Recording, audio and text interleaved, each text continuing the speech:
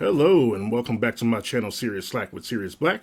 I am the host, Cerius Blaq, here to react, and today I've got company. I've got some good friends of mine, Jake and Kellyn Standley.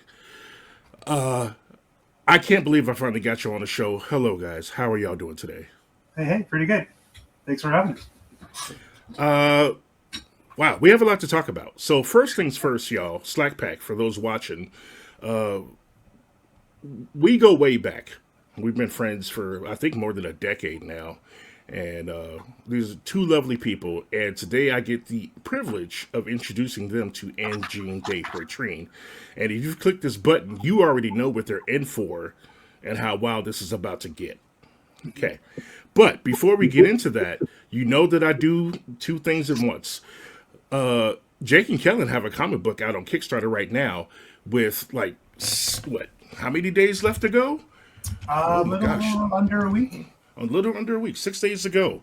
And it is called Wave Collapse, and this is issue 1. This is written by William Plavin and art by Jake. That guy over there. And, gosh, this, like, just look at this first initial image, you folks. This is Jake's art right now, like, that you're looking at.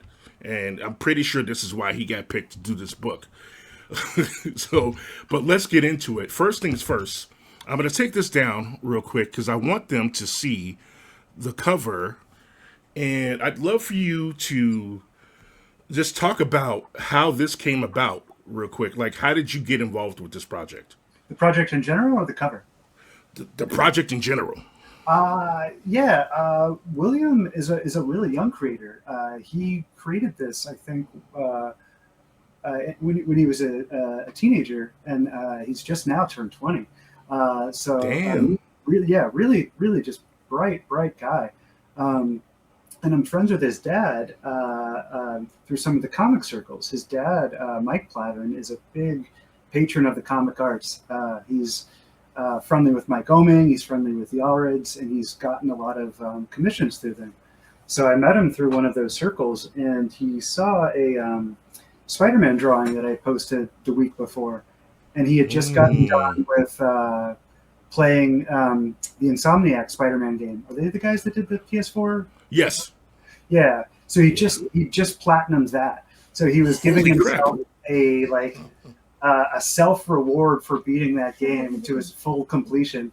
And so, like, he commissioned a piece of artwork off of that specific suit.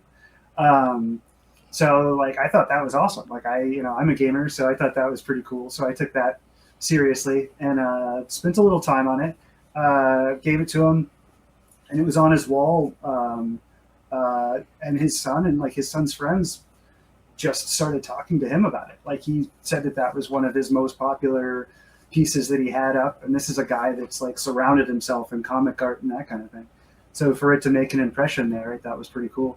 And his son wrote this book that involves a robot who's got a human personality uploaded in him, kind of similar to RoboCop without the, any flesh behind.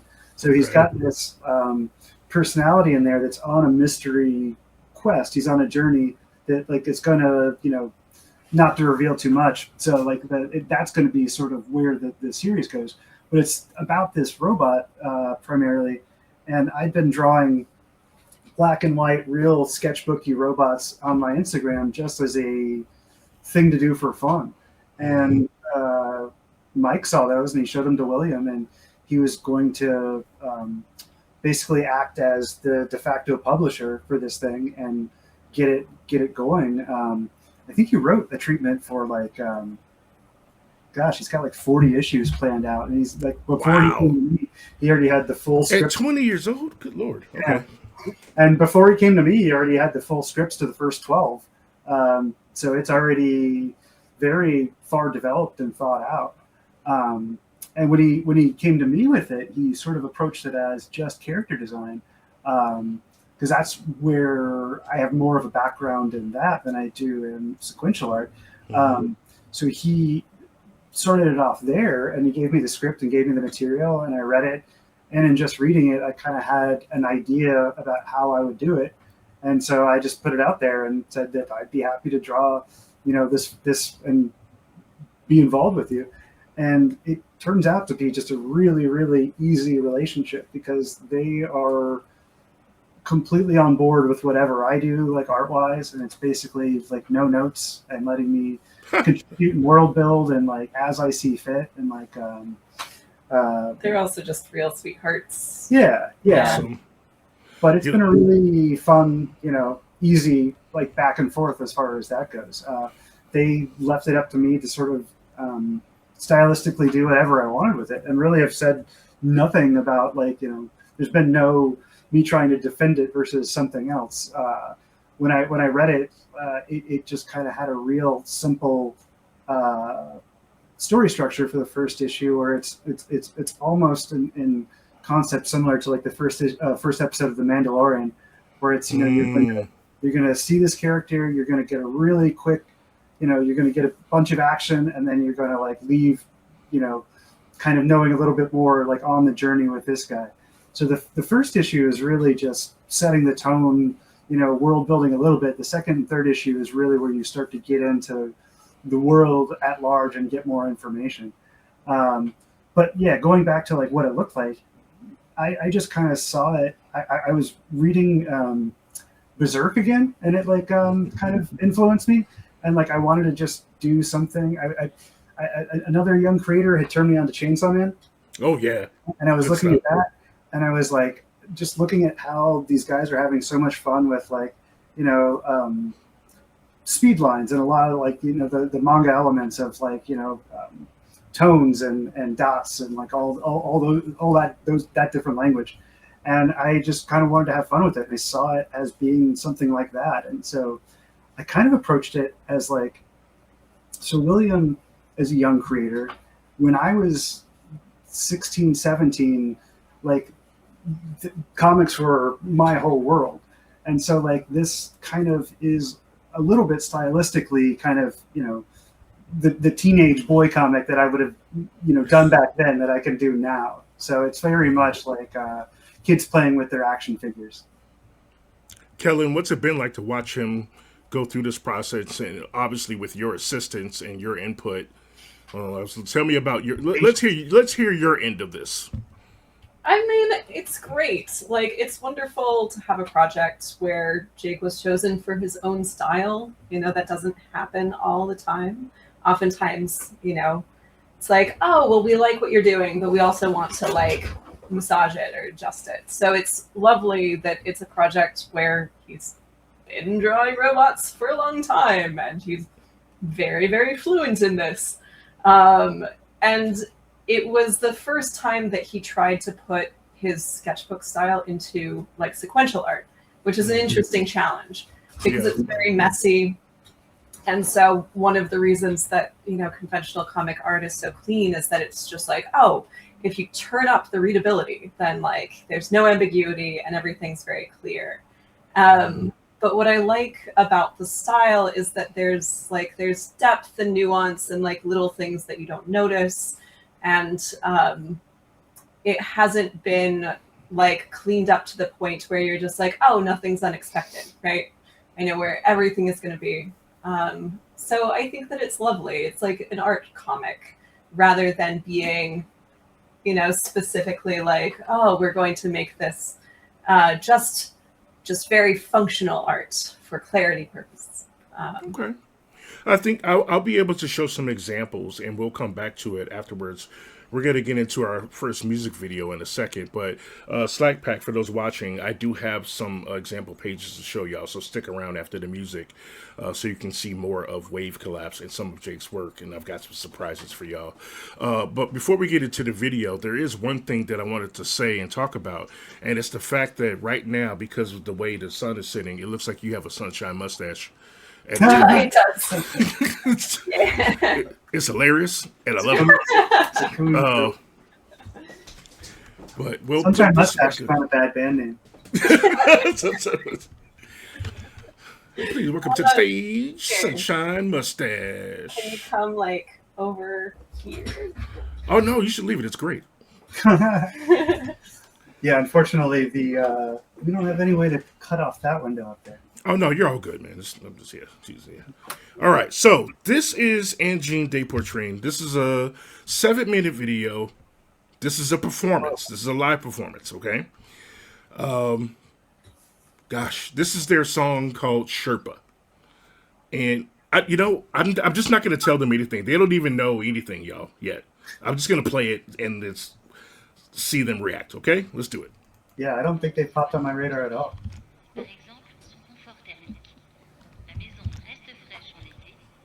Let's make sure this is turned up.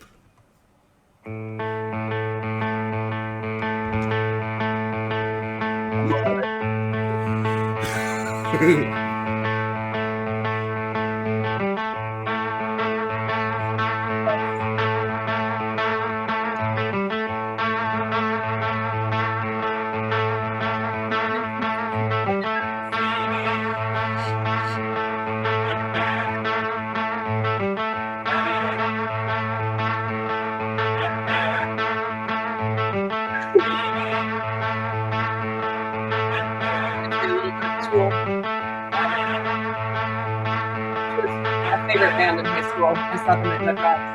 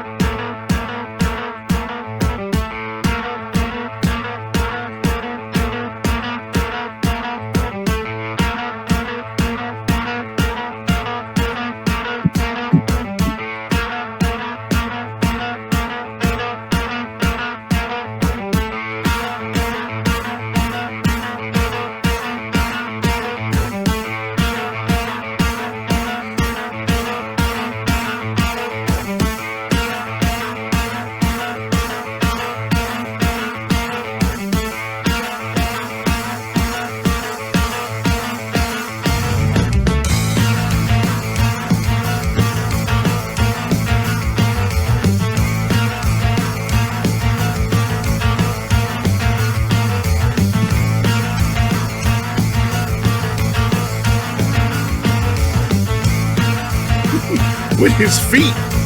Right. So is that what's going on? Yep. Also,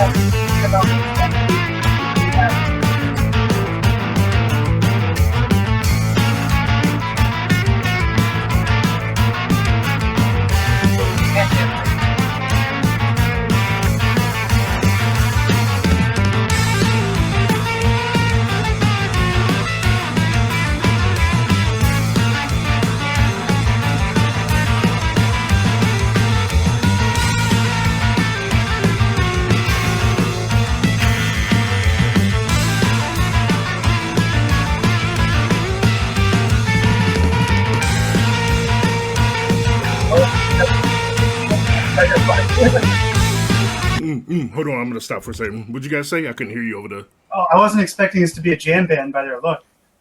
Right? I mean, okay, so what did you expect when you first saw them? Jeez, I don't know. Not like this. Like, this is like the Black Keys, took mushrooms and like walked into the costume closet, or something. It's like, yeah, I dig it. Right? I figured you would like this. Okay. Word up. totally. All right, we shall continue now.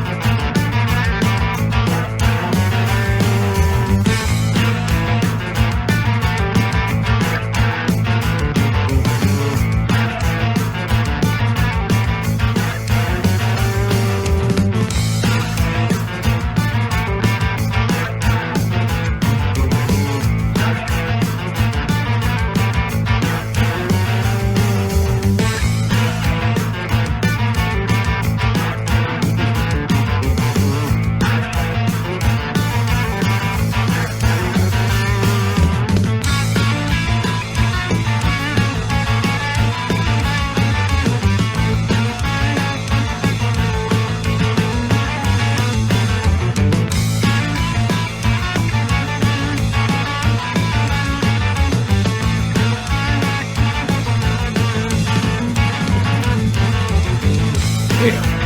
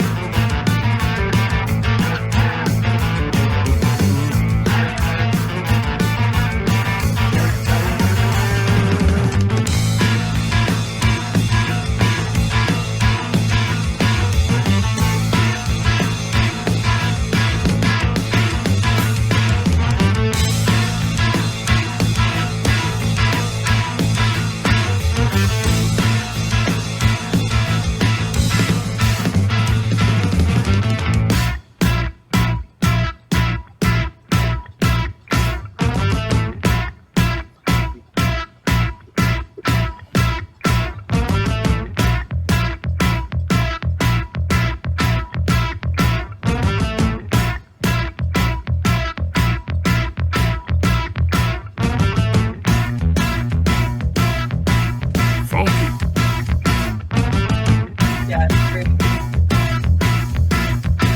Like slow build and the process.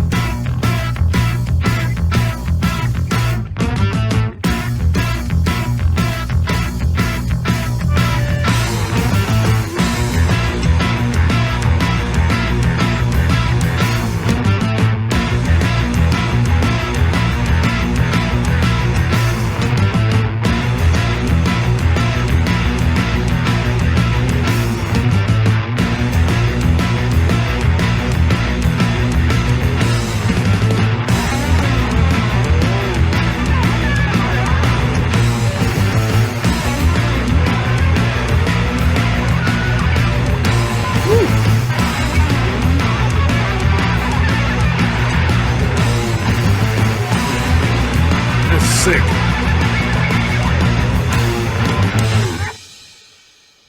Wow. Discover new music at listener-powered KEXP. Woo wee. Yeah, Okay, that's awesome. are you doing all right after that? Yeah, I couldn't stop moving. I'm definitely buying this on vinyl as soon as I get some money, unless somebody sends it to me. Yeah, that's probably not AI. Oh no, absolutely not. Absolutely not. This is my second viewing of this, but yeah, I don't know. It just it gets in here for me. I don't know what it is. It's always I'm always impressed by like two pieces that like are able to carry like a full sound. Yeah. That, like I'm thinking of like Matt and Kim or like Black Keys or something like that, which is, or even like White Stripes.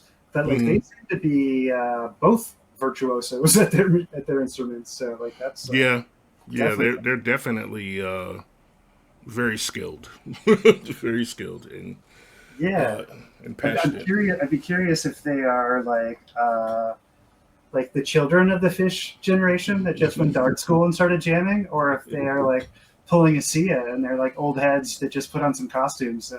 Actually, I was just about to tell you. So they are a two-piece band, but they didn't start dressed up like that. The reason this happened is because, from what I heard from my subscribers, they had a show earlier that day, and then had a show later on that day in the same venue, maybe, and they didn't want to just appear twice, so then they made these get-ups. That's awesome. Nice. Right? And look how much dedication they put into those costumes. I like the swinging nose. Right? Yeah. I imagine he didn't think like if this was going to work, like I'm going to be stuck in this outfit every time I play the drums. Like it's going to get hot. It was the polka dot feet that got me. Attention to detail. I did want to go back to the actual Kickstarter that has a few days left. And this is one of your pages. And honestly, I got to say, like, first of all, I wanted to say, like, it's very rare. As someone who's worked in comics for a long time, it's very rare to hear about a writer and a artist having that simpatico relationship that early on and that fast. So kudos to you for being able to get that. But also, you mentioned that, like, sequential stuff wasn't really your jam. But then I look at this and I'm like, it looks like it is. Well, like, yeah, comics are my like gateway entry point into art. Like that was my first sort of thing that I latched onto and like didn't let go of. And like a lot of people that end up doing it, it was like, like it was at the top of the mountain for me. But when I got into the creative industry, it was on the tail end of the CG revolution of like Toy Story and that taking over, and then the Pixar kind of stuff like taking over. So I worked at a movie theater. I went to art school for computer animation, but I went to art school before they should have been teaching computer animation. Like the teachers didn't know it yet, none of the equipment was really set up for that flow kind of thing. And I got, but that was my entry into just a broader, sort of sense of like what all these things could do. So my professional career in art has been doing a lot of the things that involve the same type of skills without applying it to that, like storyboards and concepts and logo design and like all the things that like once you come back to it and start putting them all together, they all benefit this thing. It's like his storyboards are very good. But it's one of the things about like comics is that you're doing all of those different skills. You're costuming it, you're lighting it, you're directing it, you're editing it. All facts. Yeah, I did a book, another independent book like 20 years ago that like, I'm not going to give the name of, but if anybody ever brings it to me at a show, like they're going to get the sickest, craziest, because like that one is, everybody's got some like buried things that they're embarrassed of, but if any of these survived it, to now, I'm going to be amazed. But like, I mean, I have really distinct memories of going to San Diego Comic-Con, and the writer putting it into the hands of Eric Larson and like not even being able to engage with what they were doing, and just like, I know what this looks like, and I know like how harsh this guy is, and I don't even want to. And like I was right, and like when the guy came back and he's like, I'm just like, well, how'd that go? And he's just like, he was white as a ghost. So I'm like, oh god, yeah, I saved myself from that one. And even that comic was like a little bit of a pushing the technology. Well, this will give anybody a hint if they do discover it, because it's like I did the pencils and the finishing team did like digital coloring and digital vehicles. So it was like when 3D was starting to get big. Like, oh, let's combine. I don't know if you remember the comic book Red Star. Yeah. They were trying to go for something like that. So they were trying to finish my pencils into looking like that, but like they didn't really have the experience to do that, I don't think. And like I probably didn't have an understanding of what we were doing either. So it was like, seeing these things mixed, it was just like, oh god. And I saw it for the first time in print, where it was like, like I didn't. Oh man, Jake. They didn't give you a pass at all. Yeah, I don't know. But like, that wasn't. My chops weren't there 20 years ago to do all of those different roles. And like job by job and like thing by thing, I just keep like adding to my like arsenal of stuff that I like. But ultimately, I've had this like comic book itch forever that I really have kept too high on that mountain, where it's like, like I gotta like once I get into this, I gotta like make the thing show how much I care about this. I gotta make this like the big important statement piece. And was living in that like area for like 10 years, like circling around things and circling around things with different different creator friends, and it not just being the thing. And then when it came to this, it was just as simple as being like, oh, here's a script that's not like, I've got a take on it. Like I can see this in my head, like how I draw it, and like what if I just did it and like didn't demand it was perfect and didn't demand that it was anything else other than a complete thing that you could get. So awesome. And like in that, like I've really figured out where I like to have fun with it.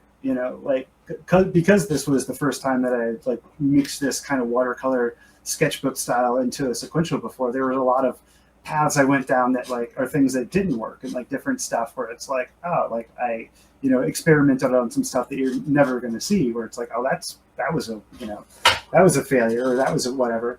But yeah, I don't know. It's like there are unexpected things in this that now, having figured out, I'm really anxious to, like, keep exploring, and if I mean, finishing this, that was the best, like, part about it, is that I was just ready to, like, turn around and make another one. Like, that was what I was excited to do, and I'm excited to get going on, like, more. I didn't anticipate, like, how fun something like the lettering stage would be. Okay. Lettering was super fun. Yeah, no, lettering's dope, man, and letterers don't get enough credit either. So yeah, no, absolutely not. Okay, and so the second choice that I chose for you guys to check out Angine de Poitrine is a song called Sarnies with 2 Z at the end, and I'm not sure if I'm saying that right, but that's what's up there. And so this one's a little bit shorter than the first performance, but you can expect the same wild time. Y'all ready? Cool. All right, let's do it.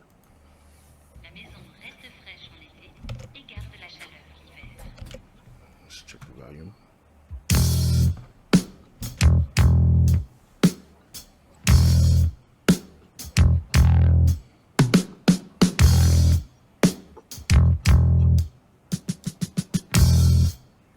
Sounds like a John Carpenter movie.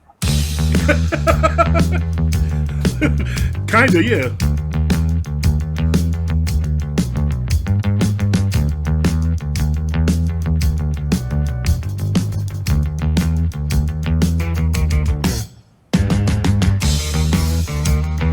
Yeah, this was a lot more upbeat and faster. Yeah.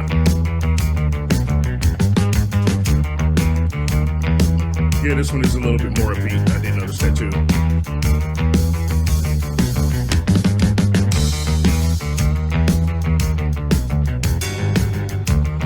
I love that.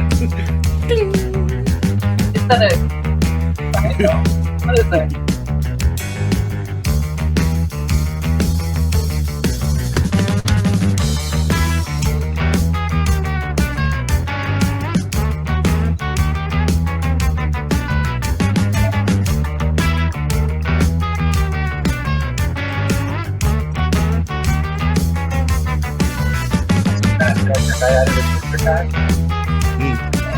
Oh, sorry, I couldn't hear you. What was that?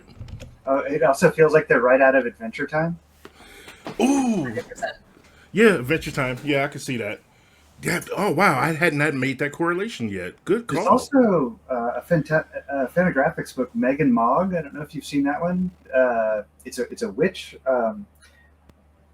Hasselman, I think that's the creator's name. I'm kind of blanking on his name, but I can picture the work. But the characters look a lot like that, like same noses. I'm gonna look that up and see if I can put a picture of that in the video before I put it up. That's interesting. Yeah. It's a floating world favorite. It's like this stoner witch and her friends. So I've seen it around a lot. It's like right up my alley too. So, all right, here we go.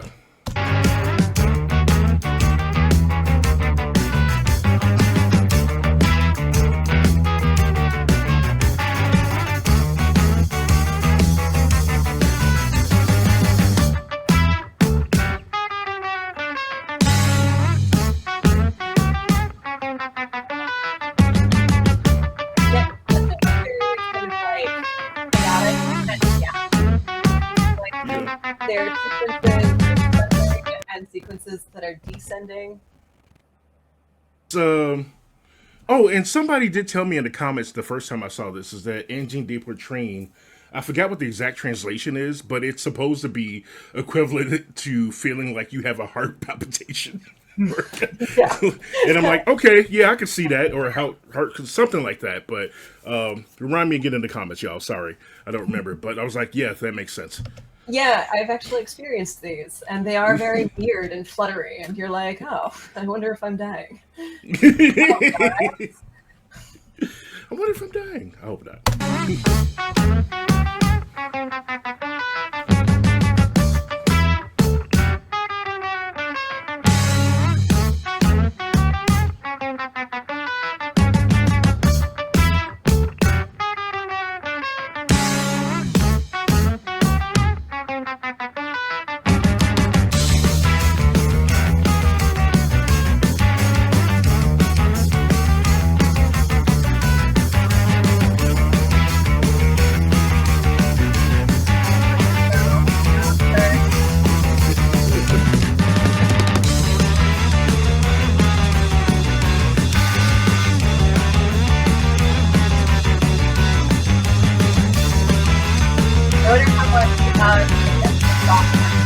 fret.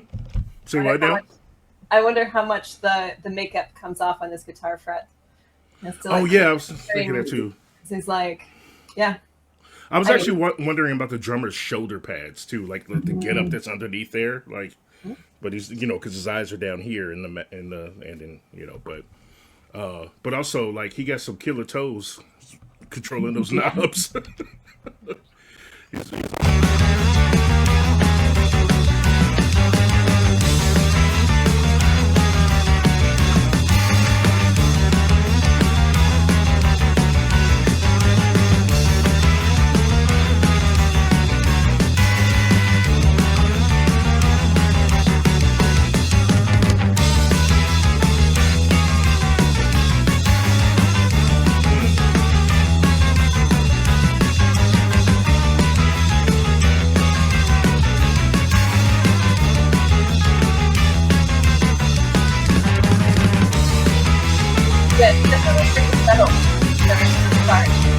Yeah. Wow, it's still very up in the air.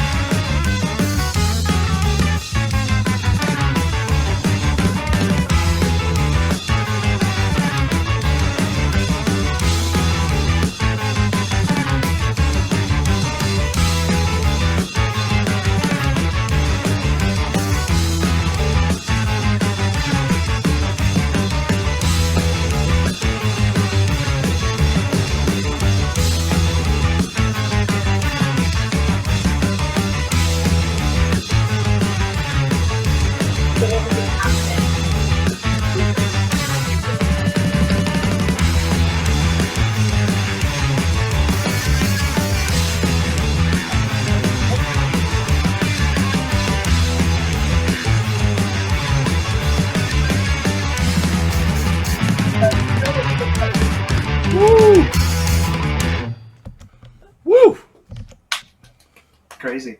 Yeah. That was awesome. Like I said, this is my second time watching them, and I feel like this was definitely a performance that, one, I want their album on vinyl, because it's part of my vinyl collecting rules, whereas I feel like it's something I can listen to the whole thing and just throw on. That's kind of how I buy vinyl these days. But I wouldn't mind like owning this performance copy of it too, so I can refer back to it later. Yeah, I'd imagine the graphic design on their vinyl is something that they thought about. Like, oh yeah, their presentation. It's kind of like, do you ever read Spy versus Spy? Oh yeah, absolutely. Mad Magazine. Yeah. So yeah, it does remind me a little bit of like Spy versus Spy kids went to art school and like formed a band. Like, it's pretty funny. Like I didn't quite pick up on the reverse graphic that they're doing, like with the first the first video, where it's like everything on the one of them is black and on white on the other one. Mm-hmm. So it's like I definitely got like so they got a little bit of white stripes in there with the presentation. Do you ever see Man or Astro Man? I don't know if they're still going. But no, like, I don't think so. I saw them a lot going around in like the late 90s, and they're like surf punk, but they're all like the sort of story behind the band is that they're all like spacemen. So they're all on just like spaceman outfits and stuff like that, and no vocals. So kind of like okay. Made them pop into my brain just with like, no, actually I think that's appropriate because their like quote unquote lore is that they're also aliens and they've come down to Earth, and I believe that somebody mentioned in the comments before that they're fascinated with the pyramids and hot dogs and so that's kind of how they this came about. But I'm gonna look. What'd you say the name of that band was? Man or Astro Man. Man or Astro Man. Okay, I'm gonna look that up. They're fun. They're it's like surf punk, but with a bunch of like computer stuff and like distortion and like all that kind of stuff layered into it. Nice. But I don't know. I have some of their records, and I went to some of their shows like 25 years ago, but I think they might have been too early for like the viral videos, I think. Oh yeah, possibly. There's a lot of stuff that I feel like was too early for, Yeah, because they times and really stuff fit like in that. with it. Yeah. Kellyn, what are you thinking? I mean, I think it's awesome. This one's very different. So the first one really reminds me of like Lateralis from Tool's Anima. Very much that vibe. This one didn't really sound like Tool. It's like, I mean, obviously, aspects are similar, but this one is just like a lot more jazzy. It reminds me of this video that I saw where they pair video of a guy getting into a cab in New York and just looking out the window with like really chaotic jazz music, and like the video feels very like chaotic and distressing because he's like looking out at the world and there's all of this noise, when really it's just people walking by doing ordinary things. And then they paired the same video with like a calm, I don't know, symphonic music track, and then it's like, oh, then the same video feels peaceful, and this is exactly what our emotions do to us. So this feels a lot like that, like chaotic music that would make anything feel chaotic, even if you could replace it with something that would make everything feel calm. It's just a video of some guy doing laundry, and this in the background. Yep. Clothes flying. Right. It also seems like it would fit in like 12:30 at night on like Adult Swim, like in between, like, there's 5 minutes left. Absolutely, and I think that's why I like it, because they don't do a lot of vocals thus far that I've seen, and it's all instrumental. The comic, if we make it to 6,000, we'll do some making of materials that's put in everyone's package, and if we get to 7,500, then we will do metal trading cards. Oh, okay, that's cool, especially for that main character design. Yeah, Emo looked dope on that. Like, yeah, I think that like I kept seeing people at these shows with printing on metal, so we became network, ask people where they're getting their merch and find out, and yeah, super shiny, piggyback on that. Cool. Who doesn't like shiny? Yeah. Indeed, we're all basically crows. Right. Okay, so that was the end of our reaction / conversation to Angine de Poitrine. And last but not least, I know, Kellyn, you had some stretch goals you wanted to talk about, and we did, we can get into that. And then we'll just end the video after that. And Slack Packers watching, just make sure to check the links in the description. I'm going to put links for the Kickstarter itself where you can still get the book. I will also put a link to Jake's Instagram so you can see more of his art and his website, as well as that. Kellyn, is there anything that you would like them to follow as well, specifically for some? Because I know you be having separate stuff coming up. So is there anything you would like my Slack Pack to know about that you would like them to look at? I mean, you have a Substack, right? I do have a Substack. Okay. I've been a little negligent lately, but it's World Peace Endgame. Just send me the link. Yeah, I'll send you the link. Awesome. All right. Well, that'll do it for us, y'all. I want y'all to be safe, but stay dangerous, and look forward to more comic books and more art from Jake and lots of different topics from Kellyn that I've learned over the years. Be accurate. Yeah. So, take care, y'all. I wish y'all the best. Peace. Thanks for your time, man. Good day. Thank you.